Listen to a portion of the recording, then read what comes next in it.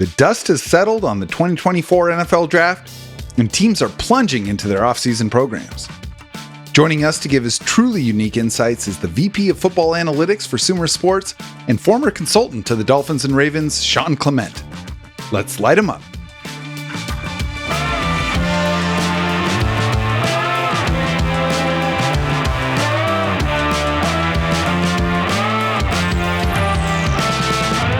I'm Jacson Bevins, and this is Cigar Thoughts. Welcome back to the Cigar Lounge. I am Jacson Bevins, and along with my antagonistic producer, Mike Barwin, this is the Cigar Thoughts podcast. Mike, how are we doing today? We're doing great, you sack of shit. How are you? I'm doing good, baby. The sun is out. The golf courses are open. The Seahawks nailed their draft, in my opinion. Life is good, brother. That's what I like to hear. We're almost 2 weeks removed from the draft, and we're starting to see the young rookies suiting up for the first time, get them in pads, going against their fellow camp invitees. And, just inching our way closer and closer to football season, so can't complain. It's hype season, man. Sure We're all seeing these amazing college football players going against no opposition in drills. Everybody looks amazing. That Every 7-on-7 video good. clip is just going insane right now. Yeah. Yeah, absolutely, man. And it's fun, right? Like, the sands of the NFL are constantly shifting, and they're going to sift out who's good and who's not. But right now, everybody looks great. Everyone's feeling good. And look, you and I, man, we've had a hell of a couple of weeks on this show, and I am beyond excited to be talking to today's guest. But before we do, I want to remind everyone listening that Cigar Thoughts is proud to be sponsored by Seattle Cigar Concierge and Glenfiddich Single Malt Scotch Whiskey, two companies of incredible quality that we are beyond honored to have on board with this show. And the big news, as those of you who watched and listened to the draft shows already know, we have teamed back up with Seattle Cigar Concierge for an exciting second release of the Cigar Thoughts cigars. That's right, it's the Cigar Thoughts Red Zone series, which combines a robust taste profile with a smooth Connecticut wrapper and will be available to purchase using the link on the show page for the same discounted price of $149 for a bundle of 10 stogies that you've gotten used to with the Cigar Thoughts Originals. As always, you can watch the full episode on YouTube and, of course, listen to it everywhere you get your podcasts. You know, Mike, like I mentioned before, unbelievable run we've had with our guests over the last 2 weeks. We were joined live for the NFL Draft by Danny O'Neill, Rob Staten, Stacey Rost, Michael Bumpus, and Greg Rosenthal. Then, last week, we had the incredible Nate Tice on to break everything down, and it continues today with a man who has carved an incredible path into the football world. He has been an analytics consultant to the Miami Dolphins and Baltimore Ravens, and is currently the Vice President of Football Analytics at Sumer Sports. He is Sean Clement. Sean, how you doing, man? I'm doing great. How are you doing today? Well, I know you're doing good. I see you with the cigar, you're looking great. Just buttering up the host, man. This is a pro. I'm trying to avoid all the hard questions. First, a little ass kissing, then we get to the interview. This guy knows what he's doing. Well, look, Mike and I have long been a big fan of the work that you do. And speak for yourself. Well, okay. I have long been a fan of the work that you do. Mike may not have the capacity to understand it, but we have a very smart listenership here, and they certainly do. And before we get into some of the stuff that we're going to be talking about today, just take a moment, let people know how you got to where you are within a very specific sliver of the entire NFL picture and exactly what it is that you do at Sumer. Yeah, it's definitely a weird road. So feels like a lifetime ago now. I was in the U.S. Army, and I had come back home from Afghanistan. I was a little dinged up and injured. Couldn't really fly anymore. And so I basically applied to change jobs in the Army. And the Army said, great, we'll send you to grad school, go start applying. And so I applied, got to Stanford, and was like, oh my God, these kids are really smart and I'm really dumb and I don't know what I'm doing. So that basically led me to trying to get some extra reps, just to be honest with you. Like I was about 10 years older than all my classmates. had been doing Army stuff for a really long time, and I'm sitting in these classes, listening to machine learning theory, learning about neural networks, all this kind of stuff. And, it's just like, what in the hell am I going to do with all of this? Like, how do I apply this? And that's when I started finding some open source football data, started, building some models, throwing stuff up on Twitter, eventually caught the attention of Field Goals. So, former Field Goals alumni here. And so I was writing for Field Goals for a little while. And I focused on special teams, to be honest, because nobody else gave a shit about special teams. And it's because it was like, how am I going to differentiate myself? Well, there's like a million fantasy football guys talking about running backs, talking about quarterbacks, talking about wide receivers. And I was like, nobody gives a goddamn about the punters. So I'm going to start writing about them. And so that was kind of the start of my journey. Competed in the first big data bowl, and the Ravens called me up and were like, "Hey, would you like to consult with us?" First, dude, what was that like getting that call? Well, I think the closest I've ever felt to like any of the players when they get the call from the GM in the draft. It's like the nerd version, where one of the things I tell people, and they're like, what can you tell me? Like, oh, I want to get a job with the Seahawks. I was like, no, you want a job in the NFL. If you want a job in the NFL, you have to be willing to work for anybody, because there are only 32 of these jobs that you're chasing. And so I don't care who calls. Like if the 49ers call you, and even if you hate them, you love the 49ers now. Totally. Like it's the same thing for players in the draft. I don't care who you grew up cheering for. You are what you are now. So same thing on the front office side. So you just say yes to everybody that's not David Tepper is the advice.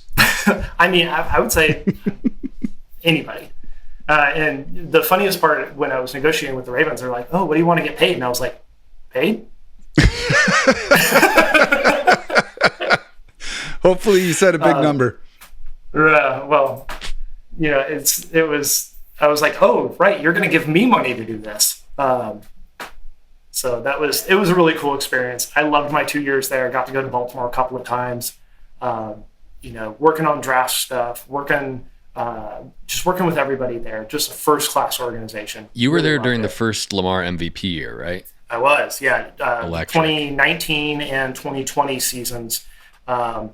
Before, so if y'all remember, the Ravens played the Seahawks in Seattle that year.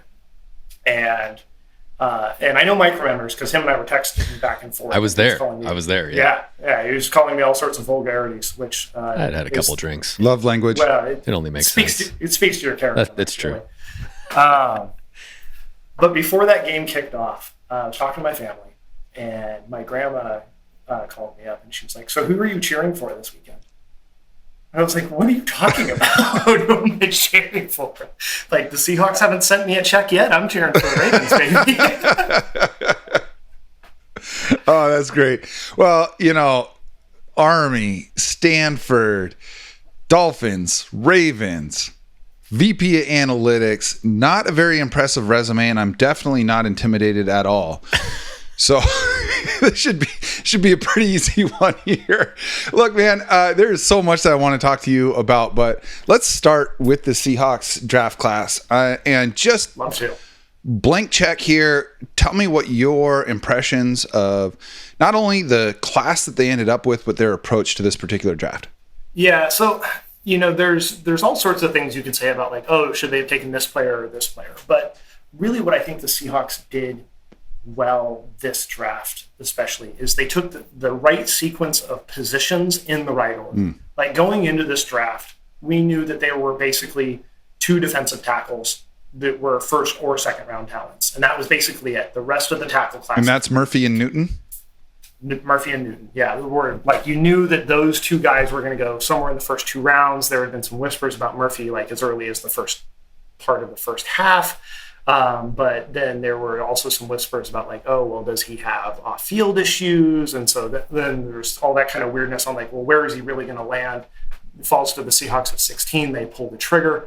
And I think taking defensive tackle there makes a ton of sense. Not the least of which because the guard class was very weak in this particular draft. But even if it had been strong, they still did the right thing. And the reason for that is that you can get experienced starting level quality guards in free agency reliably every single year. And so it is not a position where you need to bend over backwards in the draft. It's a position that if you draft them, a little bit later, give them time to develop, they'll get onto your starting roster. But they're a position that you can kind of mix and match a little bit. Like if you have a backup tackle, that backup tackle can play guard for you. If you have a backup center, that backup center can play guard for you. You can get them in free agency. Defensive tackles, good defensive tackles, like not even great ones. We're not even talking about all pro. We're not talking about, guys like Aaron Donald. Good defensive tackles do not hit free agency because teams lock them up. You can't get them. And so because the Seahawks need a defensive tackle, you are going to need to throw that dart early in the draft. And so they did exactly the right thing. Do you like Murphy, the player? I think so. He would have been my second choice if I'm just being honest. I liked Newton a little bit better, but part of that is because Newton plays inside and outside, whereas Murphy's more of a is a guy who's going to eat double teams up the middle. But it depends on what you're trying to build. And from like my seat, one of the really hard things is I'm not sitting there with Coach McDonald and going through like, hey, this is the style of defense that we're trying to build, right? So like I don't have that kind of insight when we're looking at what optimally should a team be trying to do. If I had to guess, I think that the Seahawks are like, we can pick up Murphy, he can eat double teams up the center, our edge rushers are going to feast, we can drop an extra guy in coverage, we almost never have to get out of 4 personnel rushing the passer.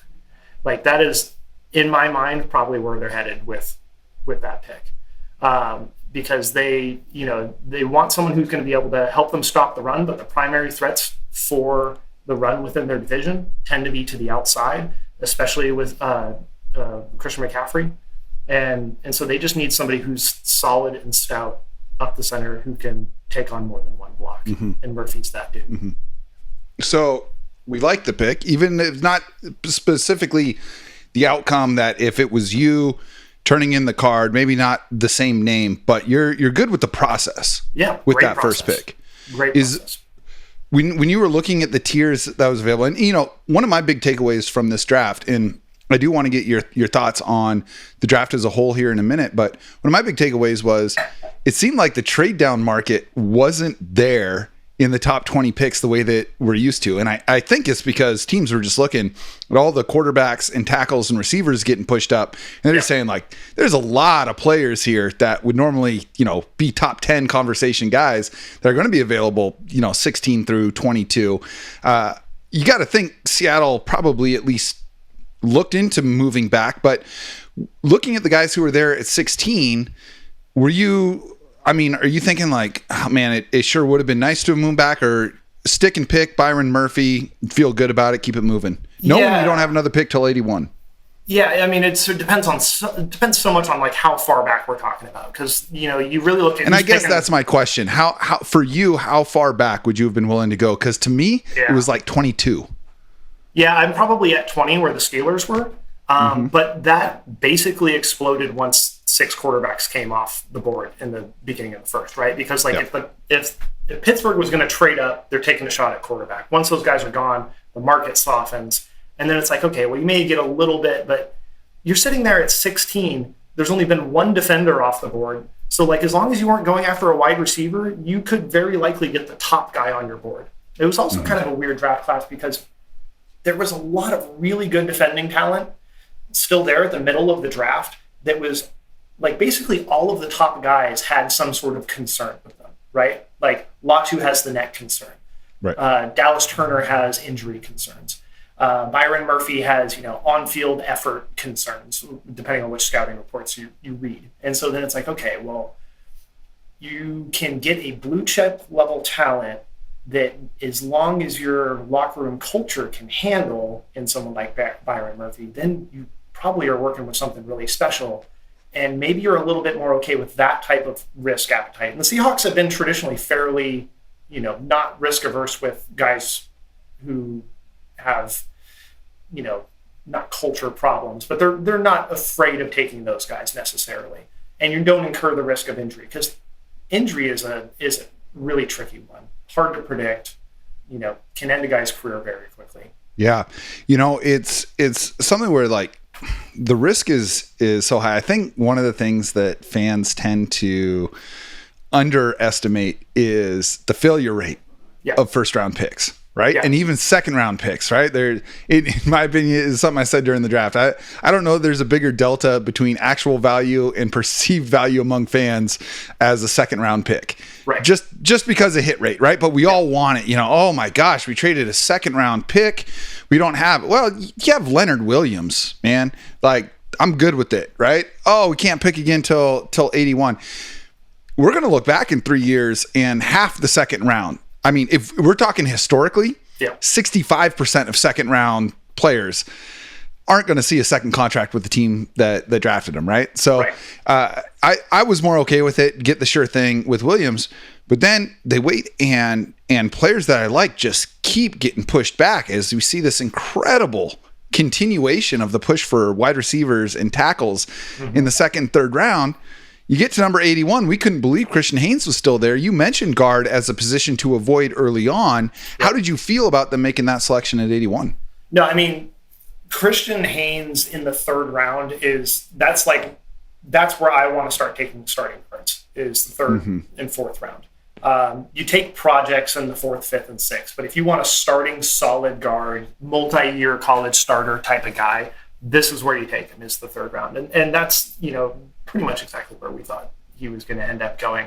The thing I love about the Christian Haynes pick is that his pass rushing ability, his ability to block in passing sets is really good for someone in the third round. And I think that there is far less of a gap between him and some of the guards that were, mocked to go into the first round. So when he's still sitting there available at a position of need, that's a no-brainer pick. I can't say enough good things about, like, the process of this draft was, I think, just by the numbers, the positions you would want to go. Yeah. Yeah. And, I mean, Seattle really left the first 2 days of the draft with 4 players, right? Like, yes, they only drafted 2 rookies, but you get Leonard Williams and you get the tail end of the rookie deal on Sam Howell as well. When you look at that trade that Seattle made, knowing what their quarterback situation was, and, clearly the top 3 tiers of quarterbacks were gone by the time that they were picking. Was that sound business to trade 78 for a player like Sam Howell? Yeah, so I think folks really underestimate the value of the backup quarterback. If you have to think of it as anything, the backup quarterback is your insurance policy. Like, how sideways can your season get? The Bengals discovered that this last year, right, when they had to rely on Jake Browning. And I think Jake Browning did pretty darn well considering the circumstances. They even changed their offense quite a bit. He was much more under center than Burrow was. But the Bengals were still a functional team because they paid attention to their backup situation.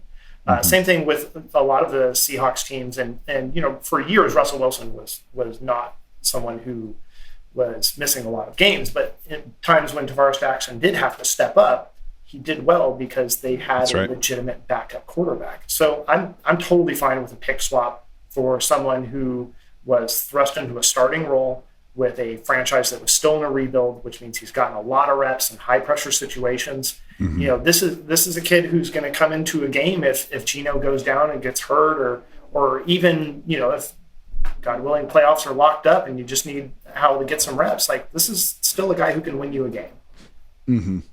Do you think that there's a succession plan thought process with that, or is it purely cheap backup that's shown some promise? I think it'll depend a lot on how he develops over the next year or two. I do think the Seahawks are in the window of what is our succession plan, and I thought that they might address it during the draft this year. But I don't know if Sam Howell has not shown me that he's that guy yet, but that doesn't mean that he can't become that guy. Yeah, that's kind of where I'm at too. There's like, I always try and view these things through, if you play out this reality 100 times, how many times does this outcome happen? And I think 20 of them, Sam Howell becomes the next starter, whether he's a bridge starter or whatever. He shows enough this season to say, like, okay, whatever ends up happening with Geno, maybe it ends up making sense to cut or trade him. You say, okay, Howell can keep this thing going. In day 3, it's rare that, your favorite team is going to pick a bunch of guys that you're really familiar with. And I'm talking about, most fans and even myself, right? I'm not going to sit here and pretend like I had opinions on all 270 guys that got taken. Of the day 3 picks for Seattle, is there anyone that stood out to you that you felt was either, hey, that was absolutely a great value, or that was a reach? So I think they got a really good value with DJ James. If James isn't undersized, I don't think he's there in the 6th. You're talking about a guy whose athletic ability is really good, was really good in the pass game. They had to rely on him a lot at Auburn because Auburn had some struggles. You're talking about the corner. Yes, the corner, DJ James. He's a senior, multi-year starter. But the problems that he has is that, he needs to hit the weight room a little bit. He's a little bit low on his functional strength, and his length isn't necessarily there. But if he becomes a starting level nickel cornerback in the 6th round, that's a home run. So I'm excited to see how this kid develops. Can he be put in a position to succeed within the Seahawks defense? And again, if his measurables were a little bit better skill wise, he's not still sitting there. Yeah. He's your favorite of the day 3 guys then. Yeah, absolutely. Yeah. Now look, when you were in Baltimore, you overlapped with Mike McDonald, did you not? I did, but I did not ever meet him. So Sure. But you're familiar with the Ravens process, is that fair to say? Yeah, I think that's fair to say. Did it feel like looking at the Seahawks draft that there was a Ravens influence? Or is this more of a John Schneider draft? No, this felt like a John Schneider draft to me. Now, I will say, I think the John Schneider drafts have kind of, they've had a different flavor to them the last 3 or so years, where you've seen, I think, more of a focus on positional value, where you've seen a less deviation away from consensus as far as reaches. Like the Seahawks are still kind of going after, I would say, steals like DJ James, but they're not necessarily taking guys early. So outside of Seattle, can you go through maybe a couple draft classes that stood out to you as especially successful for other teams and franchises? Yeah, first of all, I don't know why anyone still trades with Howie Roseman. Like, they kept trading back and acquiring picks, and they got to a point within this last draft where I was like, they don't even need any more picks. Like, what do you can't fit these guys on your roster. What are you doing?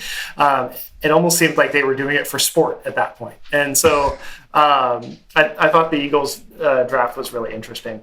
But before we started this show, I promised Mike that I would piss him off with my selection for really good draft class. I think the Arizona Cardinals did a fantastic job in this draft. How could you not? 6 picks in the top 90. If they walked away with just Marvin Harrison Jr., you're like, yeah, that's good. Am I correct in saying, though, that you had Malik Neighbors over Marvin Harrison Jr. in your evaluation? That was my personal preference only. In-house here in the company, I think we were Marvin Harrison slightly above Malik Neighbors. I love Malik Neighbors. I think he's a fantastic wide receiver. Going back to the Cardinals, they got a lot of guys. Like, I think Trey Benson is going to be phenomenal. Max Melton, great pick. Marvin Harrison Jr., of course, very good. Like, they picked so many guys where, in leading up to the draft and going through and working on our simulator and consulting with the teams that we work with and looking at guys who could be like just immediate impact guys. Like, the Cardinals kept taking them, and I was just like, they're absolutely crushing it. Like I said, my biggest takeaway from the draft was how in this particular class, I don't think this is indicative of a trend necessarily, but in this particular class, there wasn't a lot of motivation to trade back in those first 20 picks. The overwhelming narrative, I think, for this draft, however, might be indicative of a trend, and that is the push for quarterbacks. We saw 6 QBs go in the top 12, and I don't know that in most years in NFL history, 3 of them would have been considered first round picks, much less first half of the first round lottery type picks. My question to you is, look, you see it all the time on Twitter. You hear it talked about on the radio, on TV all the time. The value of a rookie quarterback, right? It's the most valuable position. It's the position you have to pay the most for. So get that guy on an affordable rookie contract, get him in the first round, have the 5th-year option. I am not sitting here saying that is bad process. I do wonder if we've taken it too far. Do you feel like that's the case? Or if you were in the position of the Falcons, the Vikings, the Broncos, that you're like, look, I don't know when I'm going to have another chance to get a quarterback that could be this good. I'll swallow the opportunity cost. I'm going to take this guy. Yeah, I think opportunity cost is a great way to look at it, because if you are, I think the big head scratcher for a lot of folks was the Falcons pick. And you're sitting there going like, we just signed Kirk Cousins, so this $100 million deal. Like, what are you doing taking another quarterback at 8? And that was really the only one where I kind of balked, because it's just like, you're not saving because you're having Penix ride the bench. They really don't have a solid out of the Kirk Cousins contract until after year 2, so you lose half of the rookie contract savings. You can make a case, I suppose, that like, okay, but we're going to give him a chance to develop. But Penix was already on the older side of quarterback prospects, and so that one just all around felt a little bit weird. For the league at large, I think there's a recognition by a lot of front offices that you do not get credit with ownership for not taking a swing at quarterback. When we talk about like, why do teams do certain things, one of the things in the public sphere that probably doesn't get enough attention is like, what are the incentives for this particular GM at this time? Like, how many more years does this person have? How many more swings at a quarterback do they get? And so I think for a lot of these guys, it's like, I have to take a shot at quarterback because I don't have one now. If I don't take a shot now in the top 10, I'm not going to get another shot in the top 10. And so like, you're rolling the dice, but we could get into a whole economics thing on like perverse incentives, right? I think GMs have been really incentivized to chase that lottery ticket for exactly the reasons that you've talked about. And especially like this draft, I'm not particularly ready to say that like this draft was indicative of a trend. I think the fact that the top 3 defensive players also had flags on them was a big factor in this. Because if you're sitting there, you're sitting there as the Broncos and you're like, okay, do I take Bo Nix or do I take some other position? Well, the top couple of wide receivers is already gone. Let me give you this. Here's what I saw as a huge opportunity cost. Sure. My favorite defensive player in this draft was Quinyon Mitchell, right? And Fair. and that's Great a player. I mean, if Devin Witherspoon's going number 5 last year, I think Quinyon Mitchell is going number 5 last year. Right. They're like carbon copies of each other, even statistically. Right. That's huge. That is a huge opportunity. That's like an actual blue chip corner at a premium position that you are passing on to take a quarterback that, I mean, to hear Sean Payton tell it is the next Patrick Mahomes, but I think he's the only person, including Bo Nix's family, that believes that. So it's like how, I mean, yes, you've got the quarterback, right? But like, is that too big of a cost? Yes and no. Okay, so when you talk about what the optimal position to pick is, you have to think about in systems as well. So if you have a bad secondary, does Quinyon Mitchell matter? I'm talking about like a truly bad secondary. Right. You take the best cornerback on earth and you put him on a bad secondary. What do you have? A bad secondary. That's right. Because it's 5 players. You need 5 players to perform well. Just like the offensive line. A great left tackle does not save a bad offensive line.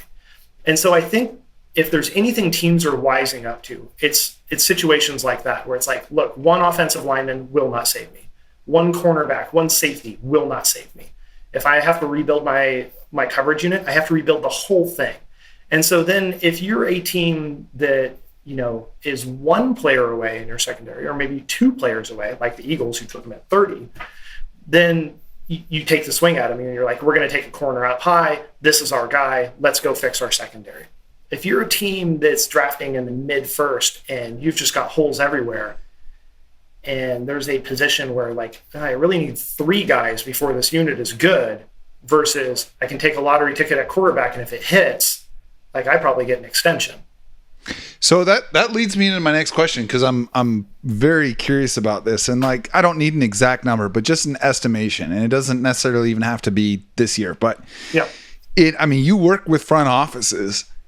On average, how many GMs are drafting for their jobs? Because just to give my perspective on this, I believe that if you don't see your GM being your GM in 2 years, you need to be think really hard about whether they should be making your draft choices this year. So how many GMs in a given year are drafting for their jobs? That's a really good question. I don't know the exact. It's a lot. It's a lot of them. I mean, it has to be just from the economics of the turnover rates, right? Like, average GM lifespan is 3.5 seasons, not even 4 seasons, 3.5. So, which speaks to how incredible it is that Schneider's been there for what now, 15? Right. I mean, and not to toot our own horn here at Sumer, but like, Thomas was the GM of the Falcons for 12.5 years. That's Thomas Dimitroff for those listening. Yeah, Thomas Dimitroff, formerly of the Falcons, 2-time Executive of the Year. All right, plug complete. No, but it's a hard job, and it has a high turnover rate. And so, how do you balance that need between like, hey, I don't want to dig myself a hole for 3 to 4 years from now, but also I might not be here in 3 to 4 years, so maybe I have to take some riskier picks or some, trade up and take a swing at a guy to prove to my owner that I know what I'm doing. And I think where a lot of teams, there is such an underappreciation for how valuable stability is. And I think that is one of the things that the Seahawks do particularly well. And there's a number of teams that do this really well. The Ravens do this really well. The Steelers do this really well. The 49ers do this really well. The Seahawks. I feel like the Packers do it really well. The Packers do it really well. Another great example where it's just like, they will ride out the lows and they will harvest the good years on the highs, because they're just like, look, football is a weird sport. Weird things happen. We're just going to let it ride. Don't make any rash decisions. And so you tend to see them not draft for the current year. They're drafting for 2 to 3 years out, which is really what you should be doing. Right. Yeah. Last thing on the quarterbacks, and I'm going to turn it back over to Mike after this. I mentioned the Packers because I think they do a lot of things really interestingly, part of which is that they don't have an owner per se, right? And they're a publicly owned team. 2 parts to this question here. One, the Packers have been the blueprint. They're the only team that hasn't worried about quarterback in 30 years, right? And it's because they have been willing to use first round picks on guys that won't play for 3 years or 4 years. And they're willing to punt this huge supposed value of having a quarterback on the rookie contract. And they're willing to draft and develop. And look, it only works because those guys turned out good, right? Aaron Rodgers became a Hall of Famer. Jordan Love developed into one of the best quarterbacks in the NFL over the last half of last season. Yeah. And I imagine if you're a Packers fan, you're feeling good about extending Jordan Love and continuing this train going. How much of an influence does the Packers model have on teams like the Falcons and some of these other teams that are willing to either draft the quarterback of the future early or pay a backup a lot of money in order to kind of ensure that? And the second part of the question, answer this in whatever order you want. Talk to me about how much the average GM has to sell the owner on a given pick in order to make it. Yeah, so I think that depends so much on the owner and what relationship they have with the GM. Some owners are very, some owners want to be very cognizant of public opinion, and so they don't want the media saying bad things about their team. And so if you are reaching for a guy like that, may be one that you have to talk the owner into, like, hey, we actually think that this guy is better than public consensus. Or at a position, I think owners are also fairly sensitive where there's big expense. So if you have just paid a lot of money at a particular position and then you draft that particular position, you're probably getting some questions from ownership, like, hey, we just spent $100 million on quarterback and drafting another quarterback. that would be a very interesting conversation to be to be a fly on the wall for. If you're a GM and you are at all worried about being on the hot seat, I would say that teams like the Packers and the Steelers and the Ravens and the Seahawks are who you're pointing to and saying like, no, look, if you give me some stability, we can be consistently good year in and year out. I'm not going to win the Super Bowl every year. Oh, wait, just for Seahawks fans listening, are you saying the Seahawks have been consistently good? Look, they have won 10 games a year, like almost the last 13 years. I, for one, am sick of it. It's so funny, right? Because we get so caught up in this. Well, if you don't win the Super Bowl, then you failed. And I mean, whatever. I think that's a pretty miserable way to follow sports. But I mean, like, I get it. It is the goal. And then you look back and it's like, well, since Pete Carroll and John Schneider showed up, only 2 teams have won more games than the Seahawks. Yeah. Yeah. So as fans, we get very Super Bowl, like, hyper focused. And, like, of course, everybody wants to win a Super Bowl. I was devastated after the 2019 season when we didn't win one in Baltimore. Like, I was very upset. It took me several years to forgive the Tennessee Titans. But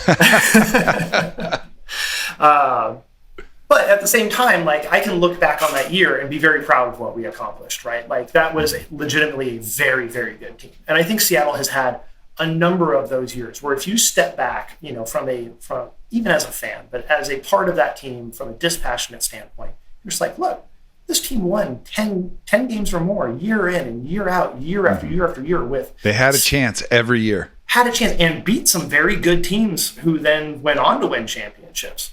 Like, that is a team that I think fans should be more proud of. I think if we're sitting here in 15 years, and let's say hypothetically in 15 years the Seahawks stink, we're going to look back on the 2010s era Seahawks as like a golden age, where it's like, look, won a Super Bowl, went to another, consistently good, you know, had teams that were going to the Super Bowl. I don't know if y'all caught the Cam Newton interview not too long ago where he was talking about playing against the Seahawks. He was like, oh, we were up like 28 points and I'll be damned if they didn't come back and, you know, almost win the game. Like, that was a team that was so consistently good that good teams feared them.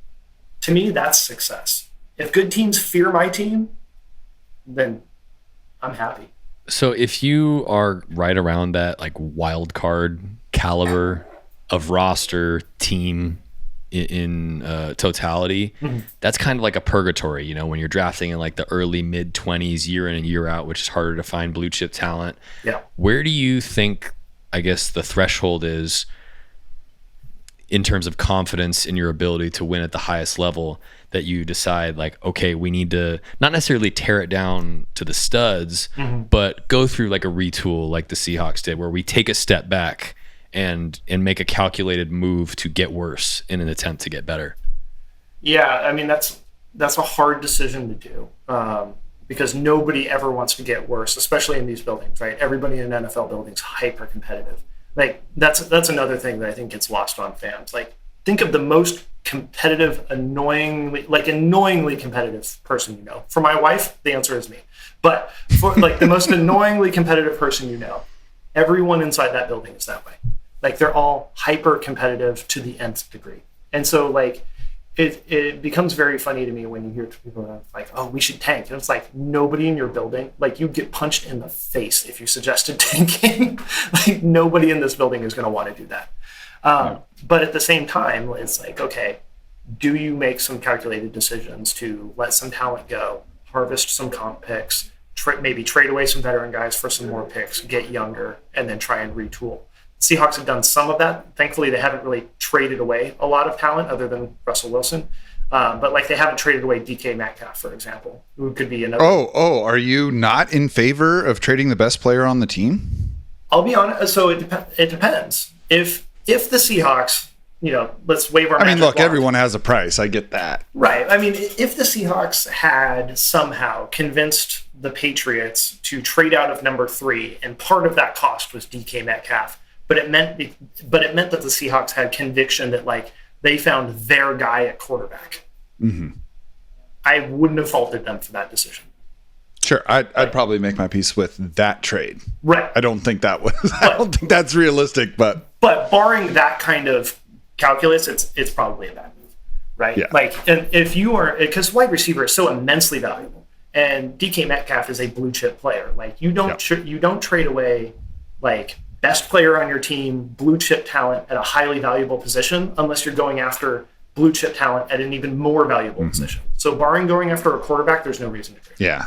Yeah. And I think too, we get so caught up in the hypothetical. We all want the mystery box, right? Oh, you could get a first round pick though, and maybe a first and a second, and then you'll save all this money. Yeah. It could be a boat, right? You know how much we've always wanted one of those, but it's like, you don't make your team better by creating massive holes in the roster. Right. In my opinion, I mean, you're the expert here, but like this idea that you're going to recreate DK Metcalf in the aggregate, you now have to hit on a number of different things. And the teams that is like, oh, you got more money to spend. Well, the teams that spend the most money in free agency every year are bad teams. Right. Mostly. Right. Like that's the situation they're in. They're having to overpay for players that their teams didn't see the value at their current market in. And that to me is not, just from how I'm wired, not a good approach and not a sustainable approach. But I think history validates that also. Teams that spend a lot in free agency typically continue to struggle. So zooming out from that, I want to ask you this, Sean. Which teams stink at drafting? Like when you're just like, you're trying to cost me business now. All right. I'm going to back this up. I had to take my shot. I had a feeling you were going to answer it that way. I'm going to narrow the question. Which drafts this year were you not as big of a fan of? I will say that there were very few drafts where like draft wide, I was like, I don't understand what they're doing. There were definitely individual picks where I kind of cocked my head inside and was like, I wonder what they're thinking there. But so much gets into like, what type of team are they trying to build? Just to be evasive and to rewind a little bit, when we talk about trading away talent on your team or trading for talent on your team or acquiring talent during free agency, one of the things that we have to be really, really cognizant of if you're building a roster is what can you even buy in free agency? And so like, I'll ask you two, can you buy blue chip wide receiver talent on the open market? Oh.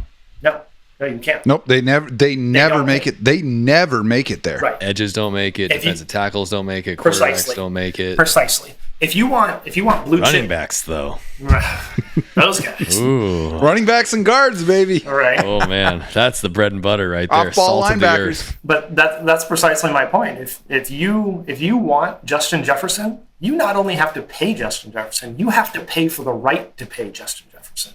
That's right. Like, and that's true of a number of different positions. And so when you think about like, how do you team build? You want to acquire blue chip talent, not just on your roster, but at the positions which you cannot buy. Mm-hmm. And so for the Seahawks to trade away DK Metcalf, it only made sense if there's even a more rare position. And that's also why I was a huge fan of them going after Murphy in the first. If Murphy hits his ceiling, like if he is an all-pro type player, and that's not his most likely outcome. His most likely outcome is that he's a solid starter, right? And we should be happy with a solid starter at the middle. Absolutely. We need to be really honest about the parameters of a successful first-round pick. Right. A solid starting defensive tackle is hugely valuable. I want my team to draft a player that's going to earn a second contract. Right. That's my goal with the first rounder.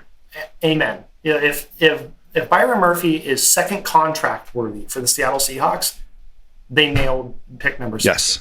If he's anything better than that, pop the champagne, right? And because you can't buy players at that caliber without first trading away picks to begin with. So to me, like that's how you build a competitive team. Acquire blue chip talent at the positions you can't buy. And if you're going to trade away picks or if you're going to trade anything away, you're stocking up in that area. Because you can get a blue chip inside linebacker in the 3rd round. You can get, very good corners, very good safeties, especially 2nd round and later. Very good guards, 3rd, 4th, 5th round. Don't waste any draft capital on a kicker. These are like the cardinal rules of drafting well. What about a punter though? You should actually. We have an article about this on Sumersports.com. Let's do it. If you're talking about from the analytics side, especially, there is a substantial amount of evidence that you can predict who's going to be a good punter in the NFL. There's basically nothing for kickers. Well, look at the Cowboys, right? They just had like the greatest kicking season of all time. He wasn't even a football player. The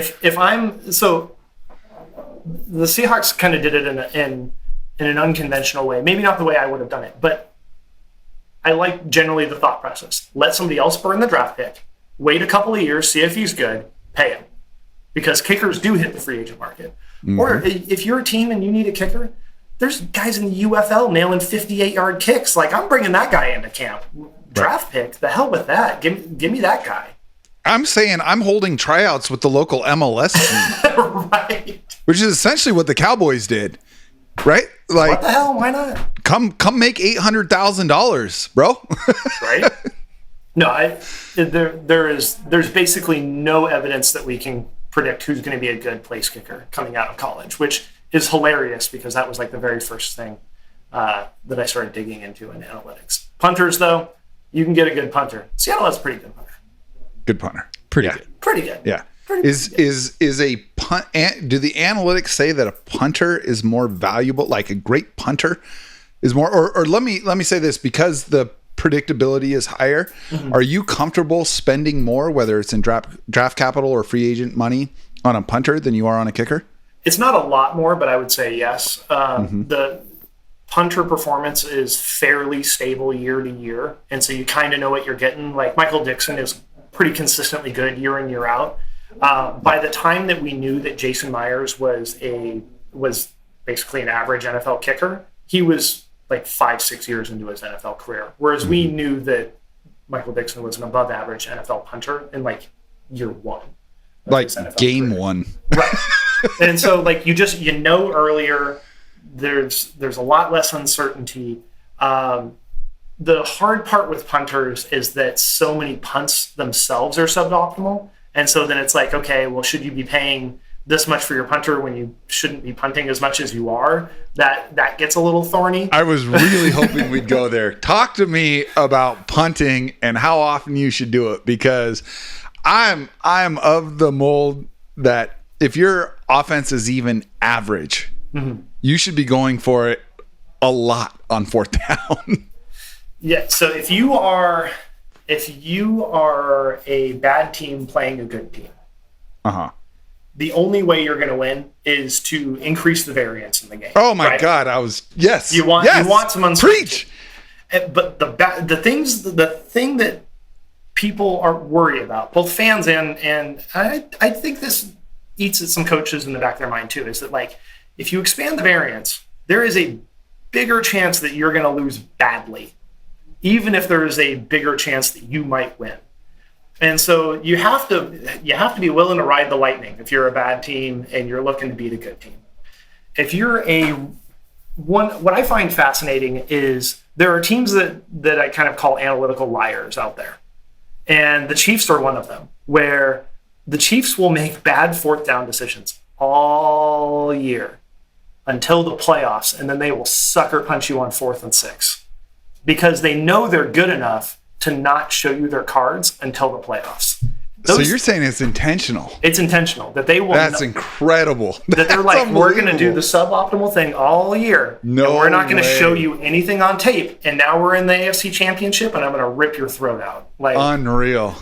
If you're working for a team, those are the teams that piss you off because you're like, they literally never did this before. Like that's not in the data anymore. It's anywhere. It's not in the tape anywhere. Like they saved that just for us. It used to drive me up the wall when I was at the Ravens because the Chiefs did this to us all the time, where they would play bad teams bad. They would still beat them, but they'd play bad teams bad. And then they'd come into Baltimore and kick the crap out of us. And I hated it. Yeah. I mean, it's amazing how many different aspects go into sustained success in the NFL, where the entire setup of the league is to knock you off of the pedestal, right? Like that's the goal. Parity is everything, which is a great business model for sure. But, I've long, and it's cool to hear you say it. I've long been of the opinion that you need to be very honest going into every game, saying, are we better than this team or are we worse than this team? And you need to be honest about that. Right. And I think the bigger the gap between your opponent and yourself, like if you feel like you honest assessment are not as good as the team you're playing, you should do everything you can to increase variance. And if you are the better team, you should do everything you can to decrease variance, play slower, maybe be a little bit more conservative on fourth down. But, you know, at the end of the day, I think what it comes down to is it's the head coach. These are still human beings, right? These are not automatons making this decision. These are people who are thinking about their livelihoods and their family and looking their players in the eye and having to sit there in front of 20 beat reporters and defend a fourth down decision. That, look, I mean, it is a highly proven fact about human nature. Of course, there's exceptions to this, but we will do more to protect our downside than we will to chase our upside, right? Yeah. Like, it is a survivalist instinct. And I think that's just something that as fans, especially those of us who are a little bit more analytically minded, where it's like, look, the New York Times fourth down bot says that you got to go for it here. It's like, well, yeah, but it's not our livelihood that's on the line if it doesn't work. And I do think that you have a lot of coaches who have come up in an age in football. Now we're seeing younger coaches, of course. We've seen a lot of young coaches have success, and we're seeing this change. But, you know, for the history of football, these coaches have come up where be conservative. Don't cost yourself your job, even if it decreases your chances of winning by 2% or whatever. Yeah, and I do think one of the culture changes is kind of happening now is you know, you talk about having a 2% decision, and one of the things that was, I think, lost before but is starting to be appreciated now is you don't get that many decisions in a game that are 2% swings. And so You're saying most decisions are less? Right. Most decisions are less. And because, you know, it kind of comes back to what Pete Carroll would always say, right? Like, can you win a game in the first quarter? It's like, well, no. And you see that kind of in win probability too, where each individual play is a very small movement, either up or down. You see very few you don't see the big swings in the first quarter. Right. You see them in the fourth quarter. You see, you know, things go haywire, but you don't see that in the first quarter or the second. Is that what Pete Carroll saw? Because I was always frustrated by that. I'm like, look, sometimes you're just playing a team that's worse than you. Put them away early, right? But it felt like Pete Carroll was always like, look, let's just, no matter who we're fighting, we're going to take this to the 12th round and try and win it then. But is that kind of the mindset behind Pete Carroll? Can you win the game in the first quarter? I'm not sure if it was or not, but it lines up, I think, pretty well with what we know analytically at this point.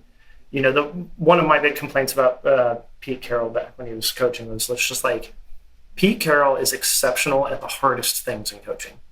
Taking guys who are culture problems or attitude problems or off-field issues and making them productive. Pete can do that every single time. Having a team of misfits go toe-to-toe with contenders. Pete can do that. Go for it on 4th and 1 from midfield. Nope, he's punting. Just drove me nuts. But it was just like, how mad can you get at the guy when he does all the hard things right? Like when he does the leadership things right. It's like, that's, you know, I can't make you a leadership bot. Right. That's and I think that's the most frustrating thing for a lot of the, well, I mean, you tell me, you're a bit of a vanguard of the analytics community, but my perception is, and I kind of straddle the line, but there's a little bit more weight on my foot in the analytics side. But is this idea of just do it, man. Just go for it. Do the analytical thing. And my perception of Pete has always been, he was a top 3, oftentimes a top 1 coach in the NFL Monday through Saturday. And then it was Sunday that would frustrate me. Right. I think that's fair. You know, he's still an absolute legend. You know, I'm going to be thinking back to the Pete Carroll Seahawks days the rest of my life. But I think we all will be. absolutely agree with you. We're just sometimes on Sundays, I'm just like, Pete, for the love of God, don't kick the field goal here. Like, punch it in and put this team away. Yeah. Yeah. I mean, well, and it's so funny too, because early in his career, 2010, 2012, and maybe it was because he felt like he was, punching up and fighting in a weight class above what the perception of his team was. But like in 2012, they ran a fake punt up 50 in Buffalo. Like Big Balls Pete was a thing, right? You remember Huge this from the thing field at goals USC. days. It was a thing. And then like after they won a Super Bowl, it went away. Right. And that I had a tough time squaring that. Yeah. Well, I mean, you can at least understand it from if you think you're the better team, shrink the variance.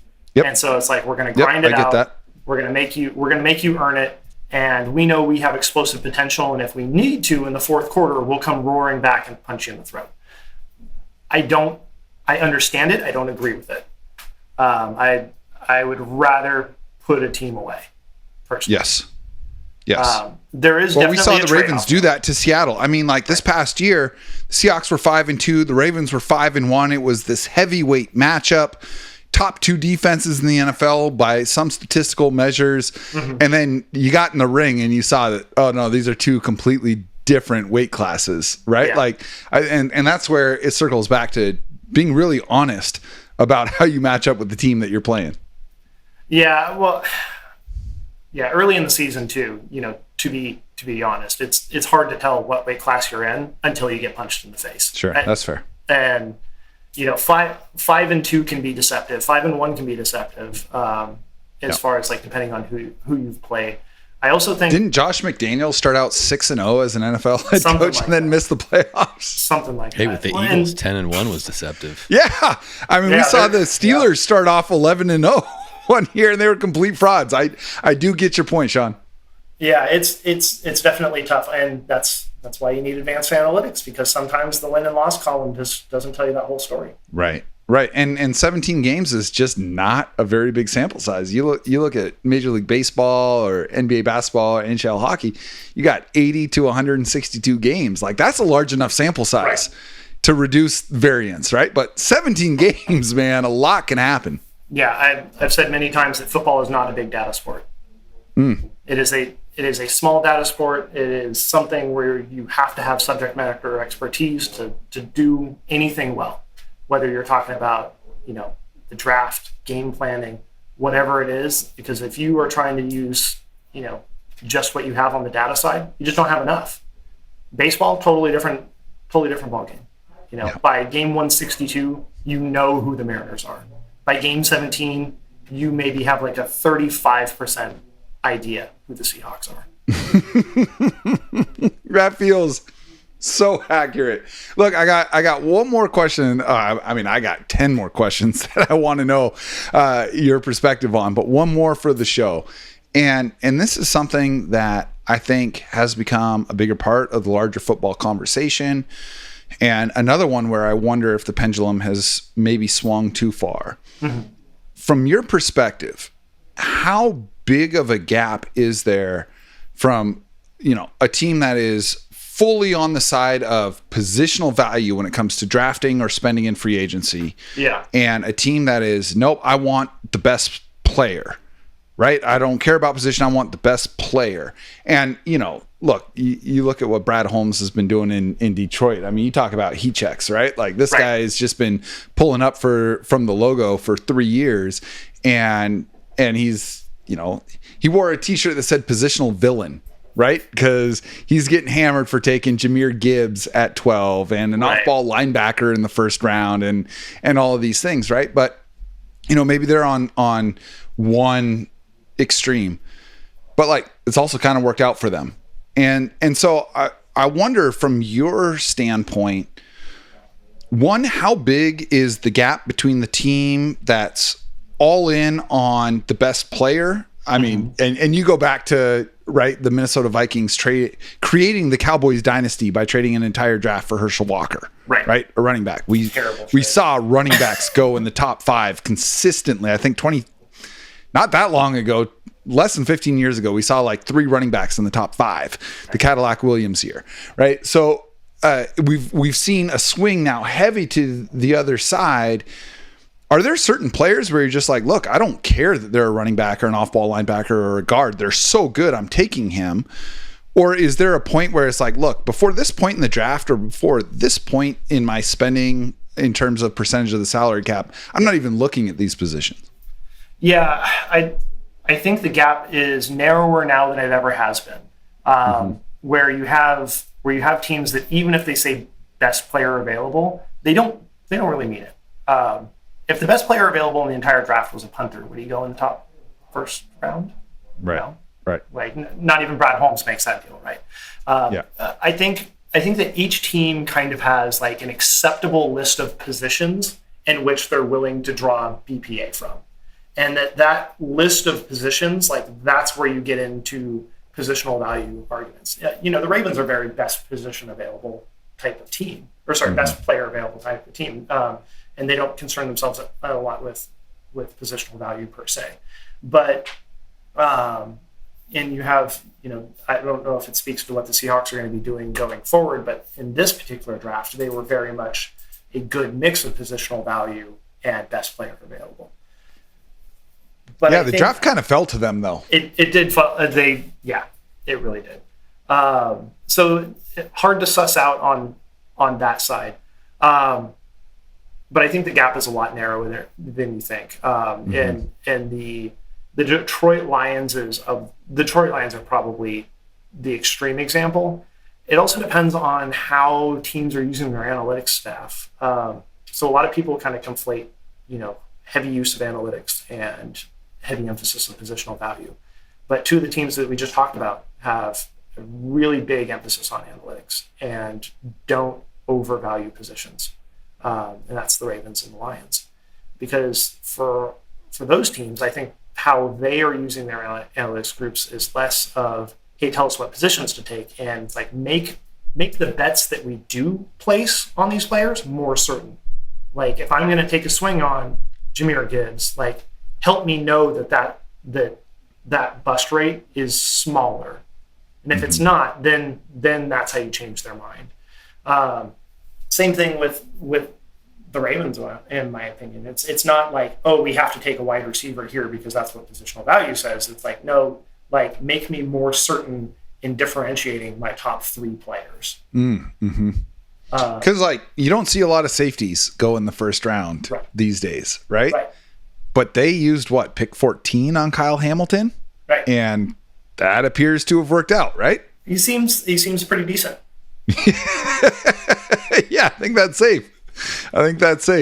Yeah, you know, it's fascinating. Listen, Sean, I mean, you and I could sit here for the next 2 hours and keep doing this, but I know you're a busy guy and you've got a lot of work to do for a lot of people. So I just want to say thank you for coming in and lending your insight and your knowledge to us. Appreciate y'all having me.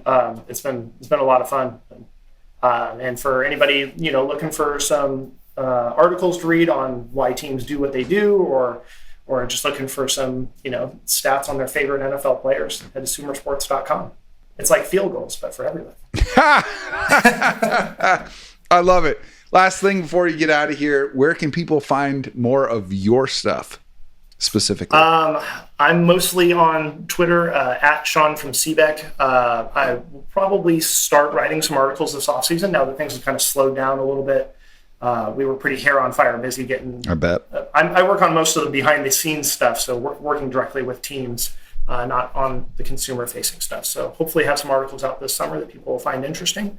I'm going to be talking a little bit about, you know, not just team building, but like how the different departments within a team interact with each other, and yeah, I think it'll be some good stuff. So looking forward to putting that out soon. Yeah, right on, man. Well, thank you again.